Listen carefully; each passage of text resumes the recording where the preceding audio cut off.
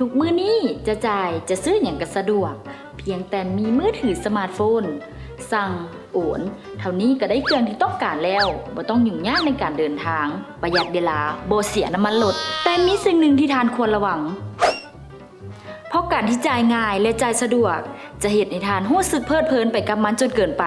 แม่นบ่เบิ่งผลของมันแม่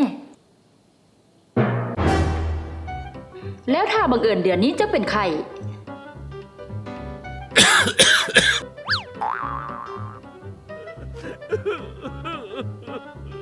นอกจากนั้น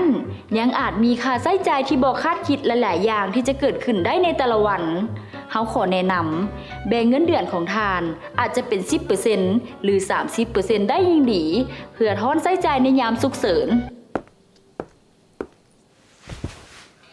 บ่ฮอดปานนั้นก็ได้ติบ่ 10% ก็บ่ได้วะสัน 5% ก็ได้ไปและถ้าท่านต้องการเรียนรู้เกี่ยวกับการประหยัดและใช้จ่ายอย่างฉลาดก็สามารถเข้าไปเรียนได้ที่ลิงก์ที่ขึ้นทั้งหน้าจอนี้ได้เลยเข้าไปเรียนนำกันหลายๆเด้อ Dame tu cosita,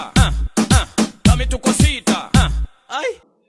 สถาบันการเงินจุลภาคที่รับเงินฝากเอกพัฒนาได้หลายกว่าการบริการด้านการเงิน